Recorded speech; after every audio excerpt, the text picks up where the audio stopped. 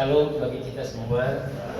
Puji nama Tuhan, saya berada di tempat ini oleh karena anugerah Tuhan, kasih karunia Tuhan. Sebelumnya saya mau perkenalkan diri. Nama saya Pendeta Muda Dodi Dio. Saya bertempat tinggal di Rawakau, mungkin sebagian ada yang tahu saya. Saya juga mengajar di SD 09 Guru Agama Kristen non PNS. Ya, itu saja perkenalan dan terima kasih untuk kesempatan yang ada pada siang hari ini berada dalam kumpulan ibadah Patopin di acara pertaniangan ulang tahun Polsak mengatasi Nababan ya, khusus Nababan yang ke-18 ya. Saudara di sini adalah orang-orang yang luar biasa karena saya baca dalam sejarah ternyata hanya Madang Nababan saja yang merayakan ini setahun sekali tanggal 13 Oktober dan dimulai tahun 55 ya di Burung-Burung. Baca saudara, tidak mungkin saya ungkapkan semua di sini karena saudara lebih tahu. Haleluya, karena saudara Madang Nababan. Nah, harapan kita semua dan harapan saya sebagai hamba Tuhan, kita akan berdoa mengucap syukur buat hari ini.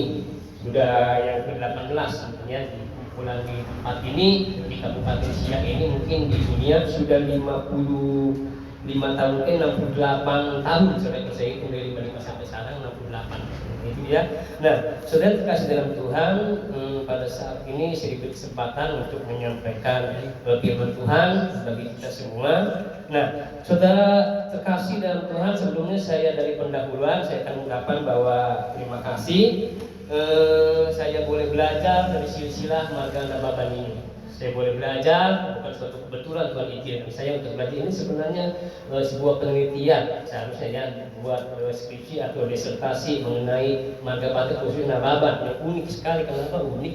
Karena baru ini satu marga ada setahun sekali dari ulang tahun. Karena saya lihat, saya baca marga lain tidak ada dijual ke kumpulan STM ya. Nah, saya ungkapkan bahwa Nababan berasal dari Tipang. Kalau salah nanti mohon dikoreksi sudah ya. Tapi setelah baca ini mungkin karena ada salah ngetik, salah nulis atau salah baca malam-malam saya siapkan nama yang datang semalamnya. Pak Nababan saya siapkan bahannya. Ya, Nababan berasal dari Tipang, Bakti Raja, Umbang Hasundutan ya. Umbang Hasundutan. Nah, gelarnya di sini sudah ada, pas betul saya tadi pelajari bersama gelarnya. Polsak mengatasi Nababan, anak ketiga dari Toga Sihombing. Dari Toga Sihombing ya.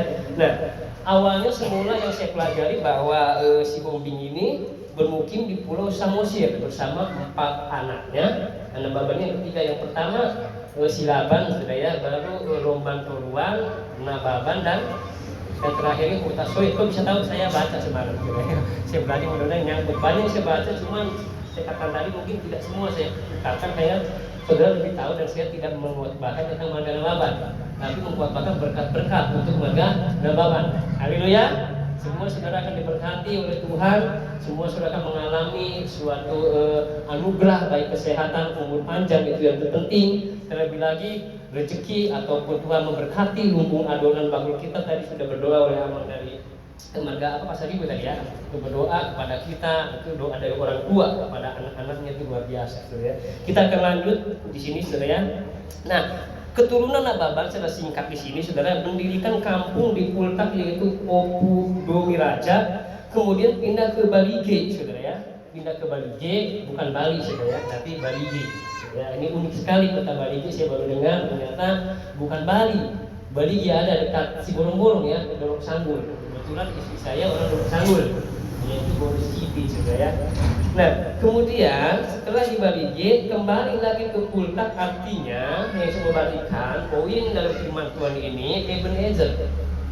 Saya tengok di sini ada gereja bernama GPD Ebenezer. Itu terambil dari kata Ebenezer, saudara. Artinya apa Ebenezer? Saya mencatat bahwa Ebenezer ini Tuhan sudah tolong. Itu yang luar biasa ya. Tuhan sudah tolong dari perkumpulan warga Nababan ini, dari perjalanan satu tempat ke tempat lain. Tuhan telah menolong marga kumpulan ini, bahkan sampai di sini Tuhan telah menolong dan sampai selama-lamanya. Artinya yang akan datang ada pengharapan, pertolongan Tuhan yang tidak pernah terlambat dan tidak pernah Tuhan membiarkan orang-orang yang berharap kepada Tuhan dibiarkannya tergeletak. Amin. Sampai sini dan akan terus berlanjut. Tuhan menolong kita semua, khusus bagi Marga Nababan yang berulang tahun pada saat ini yang merayakan, saya mungkin rasa seluruh dunia merayakannya, mungkin hanya beda jam saja.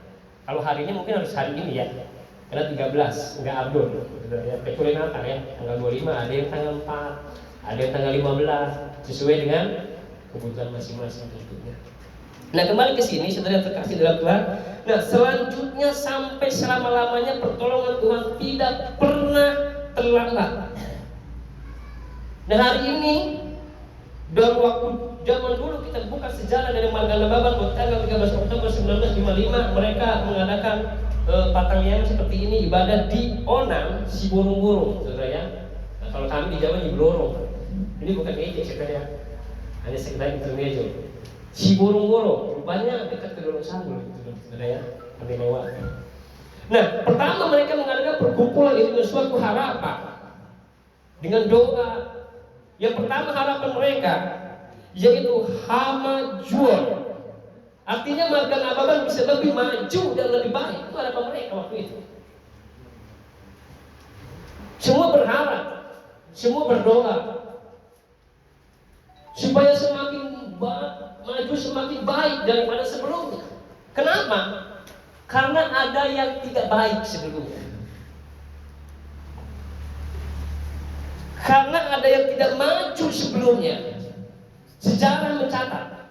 Yang kedua, secara singkat, mereka berdoa dan berharap tentang Hagabeon. Artinya dalam jumlah anak, keturunan Nababan akan bertambah jumlahnya. Karena firman Tuhan pun berkata di dalam Alkitab, beranak cuculah dan bertambah banyak. Tadi Amang Pasal itu sudah mendoakan bahwa yang tidak punya keturunan Tuhan akan buka rahimnya. Tentunya dengan keterusan air mata dan waktu Tuhan, kairos Tuhan. Kita tidak bisa paksakan kehendak Tuhan. Kita tidak bisa paksakan waktu Tuhan.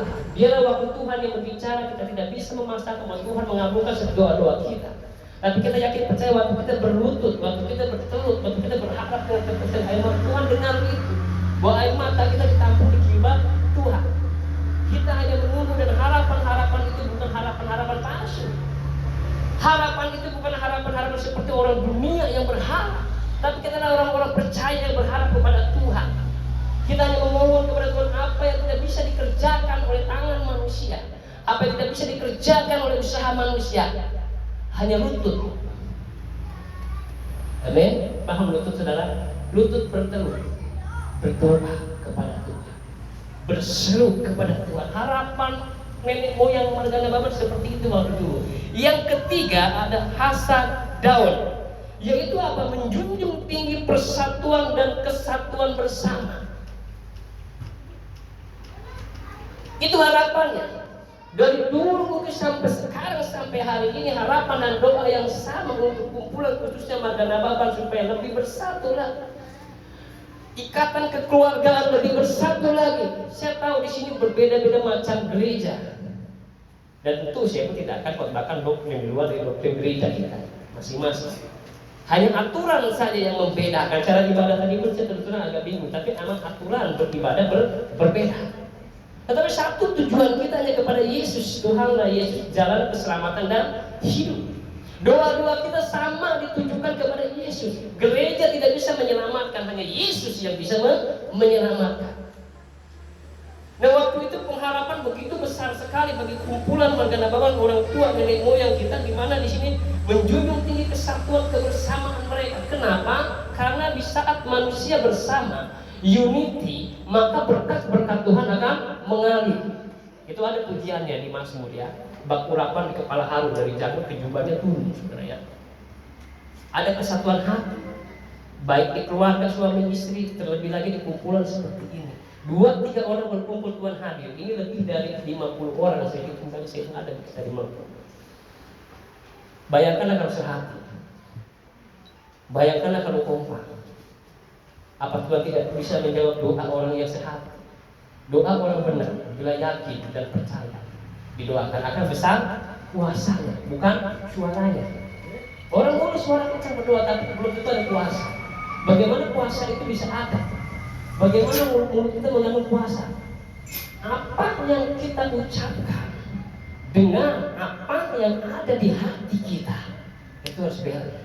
Amin. Harus sama. Mungkin kita bisa menyembah Tuhan, memuji Tuhan, tapi hati kita bengkok terhadap sesama. Apalagi satu kumpulan.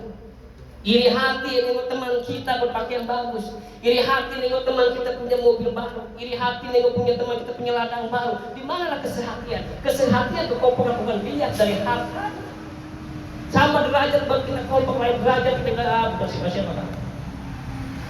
Nah, di sini, saudara ya, di sini yang akan mungkin Tuhan lihat dari mulai kebersamaan, kesatuan dari Marga Nababan ini. Nah, sebentar saudara, yang keempat dulu, tidak saya kupas panjang saudara ya mengenai ini. Ini doa orang leluhur, opung nenek moyang dari Marga Nababan, harapan mereka. Yang keempat, Hasan Gabon, yaitu menjadi sumber berkat dan diberkati. Mereka berdoa kepada Tuhan, berpengharapan kepada Tuhan bahwa Marga Nababan ini bisa menjadi berkat. Dan setelah bisa menjadi berkat, maka Tuhan pun akan memberkati. Jangan ingin diberkati dulu baru jadi berkat, tapi terbalik. Jadi berkat dulu baru diberkati oleh Tuhan. Kebanyakan dari orang diberkati dulu Tuhan baru aku bisa jadi berkat. Minta dulu Tuhan, aku baru bisa kasih. Tapi Tuhan bilang taburlah dulu baru kau menuai. Artinya apa? Kita beri dulu, kita kasih dulu, baru kita akan menerima dari Tuhan. Masalah kasih saya tidak hanya bicara soal uang saja, tapi di sini Tuhan kasih kita bicara banyak hal. Memperhatikan saudara-saudara seiman kita, khususnya kumpulan Nababan. Memperhatikan persatuan dan kesatuan. Saya yakin percaya mungkin di sini sudah lebih daripada paham. Mungkin lebih daripada apa yang saya bicarakan, mungkin saudara semua sudah lebih kompak, sudah mungkin lebih daripada sudah ada kebersamaan. Tetapi itulah doa opung Marga Nababan dulu, harapan. Dan harapan itu bisa tercapai. Tapi sayang yang kelima ini yang saya akan bagikan di sini, yang saya pelajari, Hamuraun, keluarga Nababan di mana berlatar belakang jauh terbelakang. Tidak ada seorang pun yang layak disebut pengusaha atau pedagang. Mengapa? Tiap pekerjaan apa tidak berhasil. Apa yang dikerjakannya tidak berhasil. Kalau Alkitab bilang di situ, nanti kita akan lihat ya. Apakah yang menyebabkan keturunan Borsak mengawasi Nababan ini? Doa berulang demikian. Tentu ada sesuatu yang mau dibukakan. Ini adalah sebuah tabir. Kalau perjanjian lama itu tabir yang terbelah dua, itu bait suci dan tabir bait suci itu ya, ruang makhluk dan ruang kudus. Tapi di sini pun ada tabir, ada sesuatu yang tersembunyi yang mau dikeluarkan dari sejarah Marga Nababan. Ada apa ini? Kok bisa ketinggalan? Mengapa ini? Nah, sebagian orang tua menyelusuri, orang tua saudara yang Marga Nababan menyelusuri, di sini ya, menyelusuri, mempelajari ya riwayat hidup nenek moyang. Itulah yang disebut dengan sejarah. Sejarah itu sangat penting. Kita sekolah belajar sejarah. Bagaimana sejarah perjuangan bangsa Indonesia.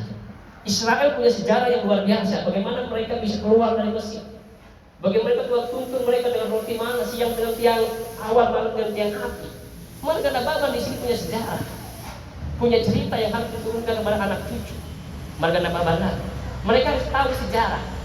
Saya sedikit tahu ini karena saya belajar semalam mendadak. Tapi saudara lebih paham. Ya, kepahaman saudara, keahlian saudara dalam sejarah mengenai Marga Nababan itu diturunkan oleh anak cucu saudara, turun temurun. Nah, kita akan membuka sejarah apa dan tabir apa yang tersembunyi di sini. Ketika mereka menyadari, setelah mereka belajar, setelah mereka selidiki dari sejarah, mereka mulai menyadari apa yang mereka sadari. Tuhan Allah mungkin membalaskan perbuatan kelakuan jejak dari sebelumnya nenek moyang Marga Nababan. Dari jejak sebelumnya, rekam jejak sebelumnya. Ada kesombongan di situ, jauh dari Tuhan. Karena dari kota asal Marga Nababan yang saya pelajari itu di situ tidak ada saudara ya. Yang menjadi apa namanya pendeta. Puji Tuhan ya. Sekarang banyak pendeta Marga Nababan, masih banyak. Tokoh yang terkenal saudara yaitu Putra Nababan, saudara ya. Kita bangga sebagai Marga Nababan kalau ada Marga Nababan yang berhasil. Street market seperti itu. Marga Ginting, pemain bulu tangkis itu, Antoni Ginting waktu juara tahun kemarin itu, wah seluruh Marga Ginting berbangga. Coba kalau marganya, satu marganya saudara merampok, berbuat asusila, satu marganya kan malu, betul nggak? Ya. Di situ kita menjaga nama baik khususnya marga ini. Karena saya bicara soal marga di sini, diundang untuk bicara soal marga. Jaga nama baik, saudara ya. Karena sejarah rekam jejak itu akan terus ada, tidak bisa hilang. Kenangan itu tidak bisa hilang, sejarah itu tidak bisa hilang. Baik sejarah Indonesia, sejarah Israel, sejarah suku Batak, terkhusus sejarah Margana Bapak. Dan saudara lebih paham saya rasa. Saudara lebih tahu, lebih mengerti. Kalau sudah mengerti, jangan jadi Margana Bapak, saudara ya. Paham semua sejarah-sejarah itu, saudara ya. Mulai dari tadi, asalnya dari mana, sampai ada kesalahan apa dari nenek moyang leluhurnya. Ini yang disingkapkan, saudara ya. Karena kita berpatokan di sini, kalau di Alkitab kita buka Keluaran 20 ayat 5, saudara ya. Satu ayat ini yang akan saya bukakan bagi saudara. Kita buka, kita pindah Keluaran 20 ayat 5. Kita baca sama-sama, saudara ya.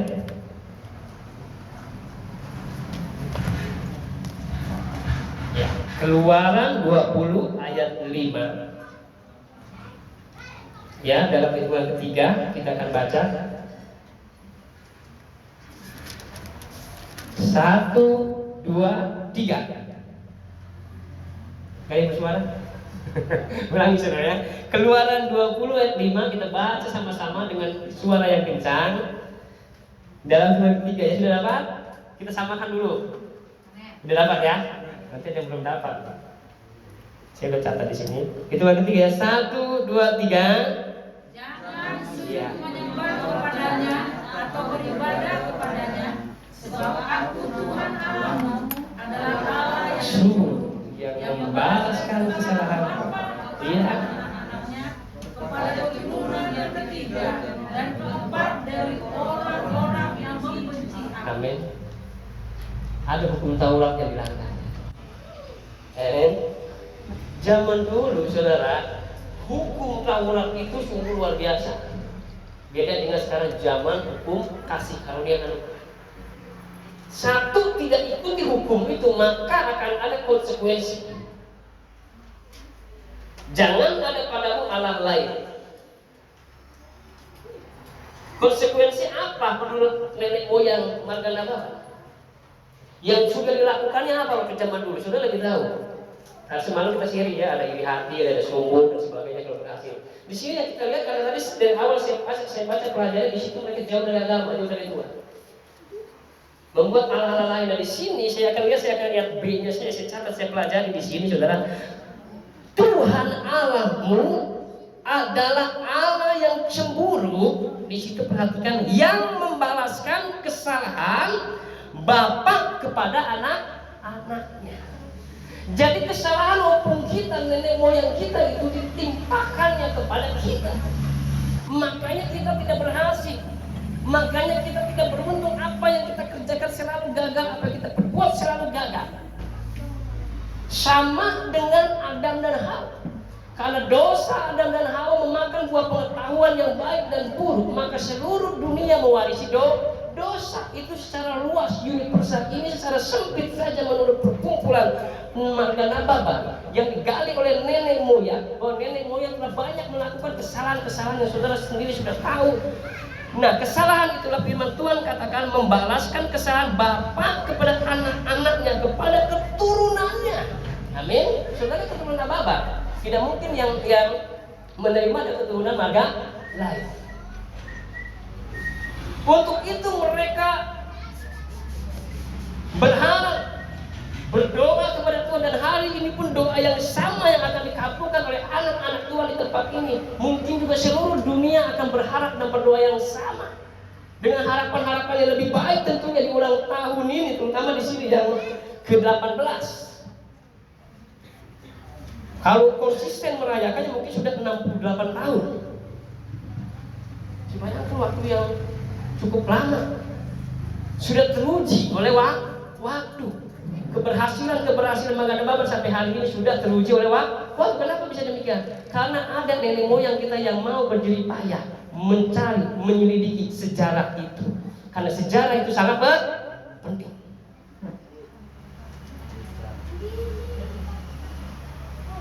Nah, lalu apa yang sebaiknya dilakukan agar keturunan Nababan ini, ya, keturunan Nababan ini mendapat berkat yang terbaik dari Tuhan, supaya kutuk itu sudah hilang, supaya kutuk itu tidak ada lagi, supaya tuntutan itu dari Tuhan tidak ada lagi. Tentu, saudara, tentu harus ada yang dilakukan.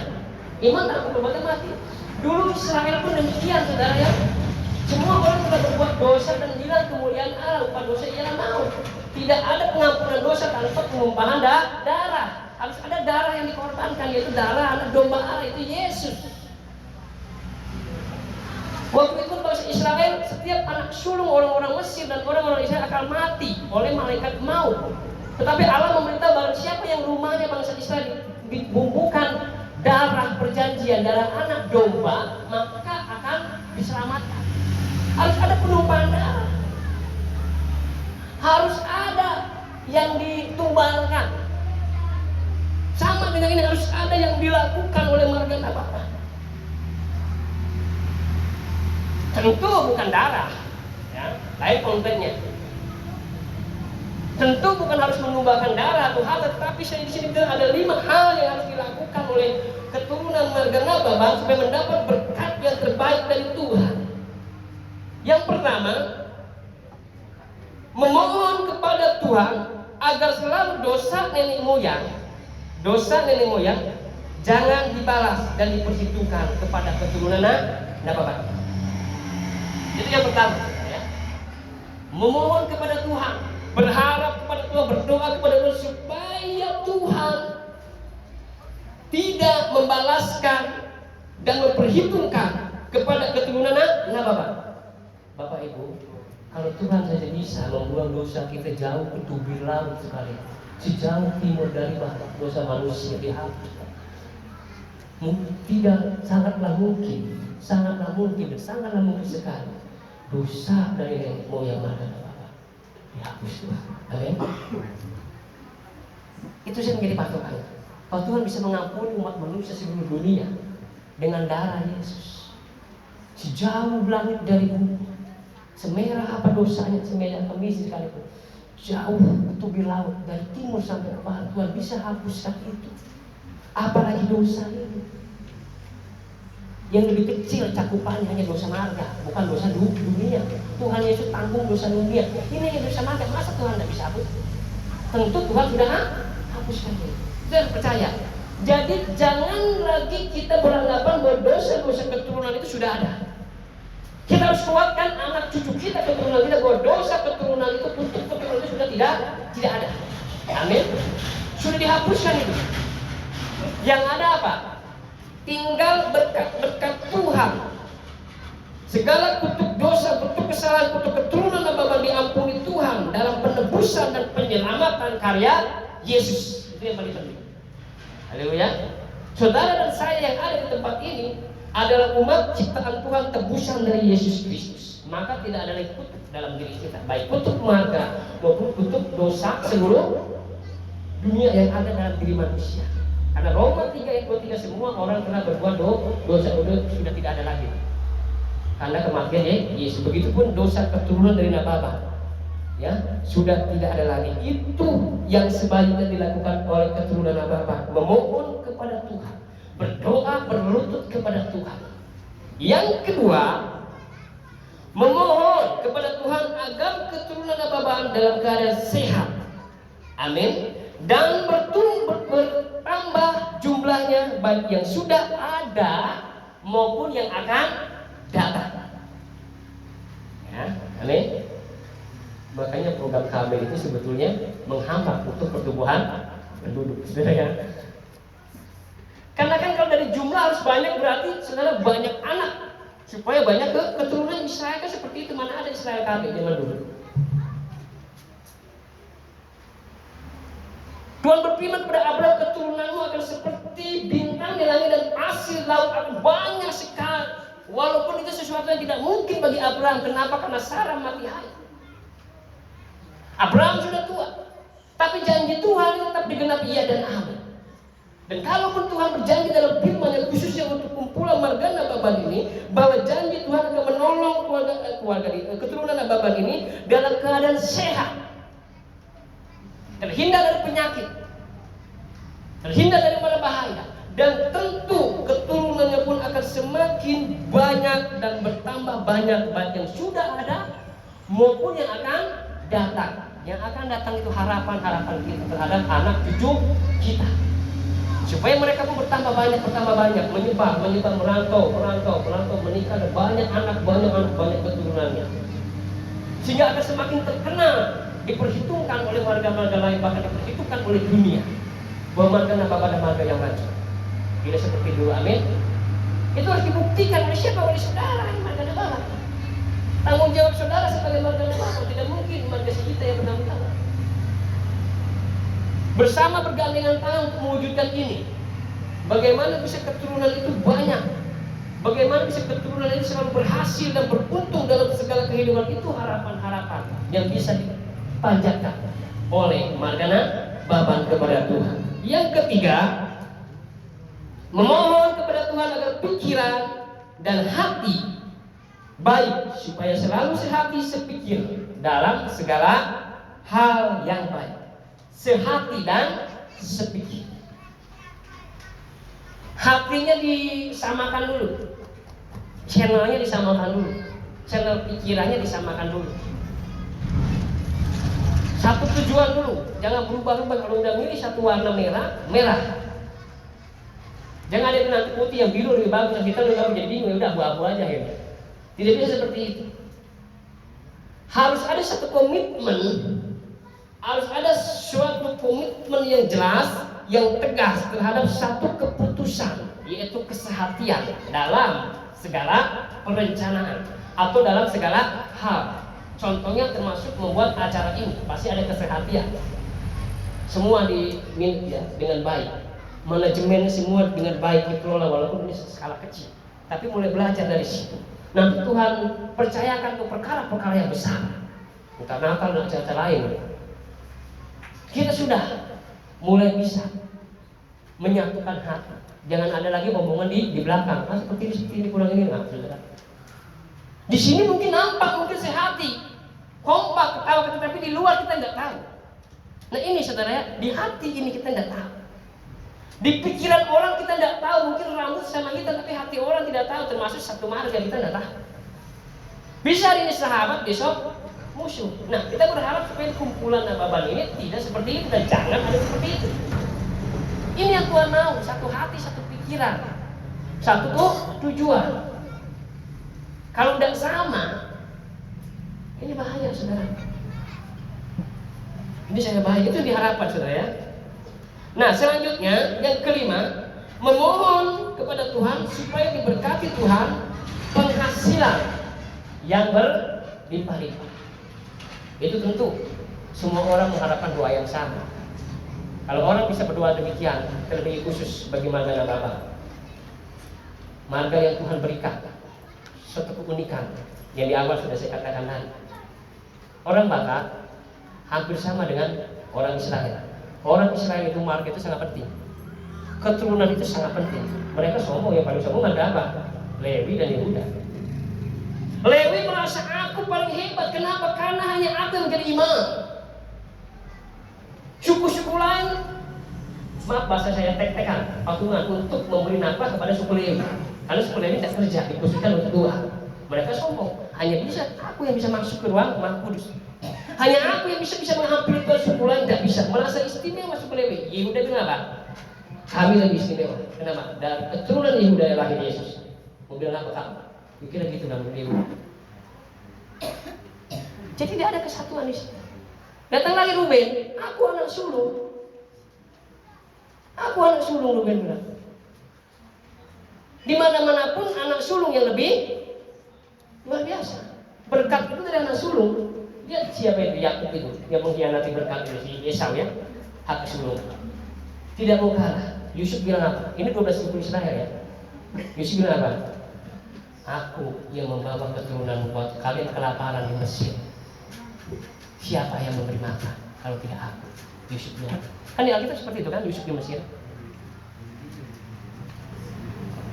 Disinilah ada kesombongan. Di sini ada memegahkan diri dari berbagai macam suku. Pesan Tuhan, marga Nababa walaupun berhasil, walaupun sukses, tetap rendahkan hati di hadapan Tuhan. Orang akan melihat bukan apa yang kita ucapkan, tapi apa yang kita kerjakan. Perbuatan lebih banyak berbicara daripada ucapan. Banyak bertindak, banyak bekerja, orang dunia akan melihat pekerjaan kita. Ketimbang banyak bicara, tidak ada hasilnya. Ini harapan daripada kumpulan marga Nababa nenek moyang waktu zaman dulu. Dan hari ini pun doa itu doa yang sama yang dipanjatkan oleh keturunannya sampai hari ini, untuk mendapatkan berkat-berkat Tuhan yang berkelimpahan. Berkat-berkat Tuhan dari penghasilan yang berlimpah-limpah. Yang diberkati Tuhan lumbung adonan kita. Diberkati Tuhan apa yang dikerjakan tangan kita, dibuat Tuhan berhasil dan beruntung. Tapi kerjakanlah apa yang menjadi bagian kita, bagian kumpulan marga Nababa khususnya. Kerjakanlah apa yang Tuhan perintahkan dengan baik, dengan tulus, dengan jujur. Itu dia ya, ada 5 hal. Dan kesimpulannya saya akan simpulkan nasihat renungan firman Tuhan sebagai hamba Tuhan. Dan juga kita akan mendoakan bersama-sama apa yang diharapkan dari kumpulan ini tentunya untuk kedepannya, planning kedepannya, untuk membangun sebuah komunitas, sebuah marga Nababa yang berkualitas, yang orang dunia akan melihat bahwa kumpulan Nababa adalah kumpulan yang diperhitungkan oleh dunia, bukan karena kuat, bukan karena gagah kita. Kenapa? Karena Tuhan menyertai, karena Tuhan menolong Ebenezer hari ini sampai selama-lamanya. Kesimpulan pertama, marilah kita bersatu. Tadi ya, saya bicara kumpulan ini ya, bukan kita itu saya ikut gitu. Saya ikut larut di dalamnya, ya, bawa perasaan dan kumpulan kita dalam ulang tahunnya, ikut mendoakan, ikut menyemangati. Bagi kita semua, khususnya kumpulan Nababa, kita artinya di sini ya, ada kata kita. Marilah kita semua kumpulan yang ada di tempat ini bersatu memelihara persaudaraan, di mana saling menopang, membantu dan mengasihi satu sama lain. Kenapa? Agar doa dan harapan kita didengar Tuhan. Di awal sudah saya katakan, tanpa ada kesatuan hati, Tuhan tidak akan mendengarkan doa kita. Tanpa ada pengampunan, itu yang jadi menghalang doa kita. Jadi di antara tempat ini saudara punya kepahitan, jangankan sama orang, khususnya lagi sama marga, itu akan menghambat doa-doa kita. Alkitab sudah catat, kalau ada kepahitan tidak mau mengampuni, ampuni, bereskan dulu. Itu salah satu penghambat kenapa doa-doa dari jawab Tuhan. Satukan hati, lepaskan pengampunan kalau ada ganjelan dalam hati. Bantu sesama, berdoa bersama-sama, harapan bersama-sama, supaya Tuhan mengabulkan doa-doa kita. Doa-doa orang benar dengan tulus, dengan yakin didoakan, akan besar kuasanya. Kalau di tempat ini adalah orang-orang yang tulus, di tempat ini adalah orang-orang yang rendah hati. Biarlah keturunan kita sudah itu tinggi hati, tidak apa-apa. Kita disadarkan oleh sejarah. Kadang-kadang sejarah menyadarkan, introspeksi diri dari sejarah, berkaca dari sejarah yang mulai seperti ini, yang jelek buang, yang bagus ikuti. Itu yang pertama kesimpulannya. Yang kedua, bukan karena kekayaan, bukan karena kejayaan, bukan karena keberhasilan kita bersaudara. Kalau itu tuh apa? Orang dunia pun seperti itu. Orang banyak orang jadi saudara, orang miskin jadi batu sandungan, jadi musuh. Orang di dunia akan seperti itu, prinsip sistem dunia seperti itu. Tapi persaudaraan yang Tuhan masuk bukan karena dasarnya kekayaan, kejayaan, keberhasilan, tetapi dasarnya oleh karena kasih Tuhan. Amin. Dasarnya kasih Tuhan. Mungkin sebagian ada yang hafal lagu ini ya. Bergandengan tangan dalam kasih, dalam satu hati, kau saudaraku, kau saudari. Karena ada maunya, karena ada hartanya, karena ada kekayaannya. Ini yang tidak boleh. bukan hanya dalam kekristenan, di dalam Tuhan. Tidak boleh untuk memandang-mandang status seseorang. Jadi yang Tuhan maksud itu tentang kasih persaudaraan itu bukan dilihat dari kekayaan, tapi dari dasar kasih Kristus. Amin. Tuhan tidak pernah memandang-mandang suku. Lihat, Tuhan banyak tolong orang Samaria. Banyak Tuhan tolong orang-orang kafir di luar Israel kafir. Tidak boleh bilang-bilang anak Daud.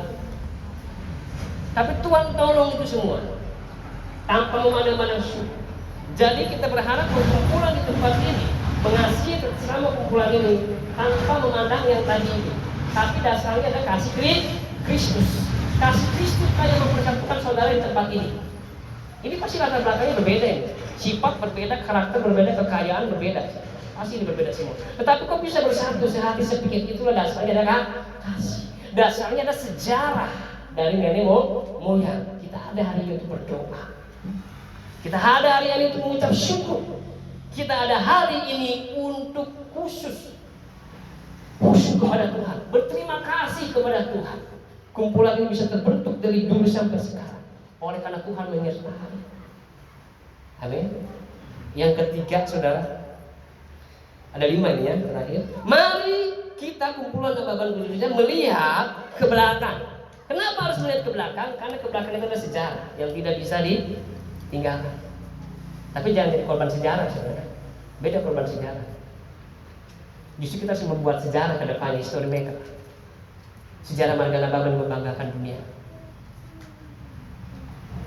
Mungkin di tempat ini nanti ada seorang bupati, ada seorang gubernur, bahkan ada seorang jenderal, bahkan ada seorang hamba Tuhan pendeta.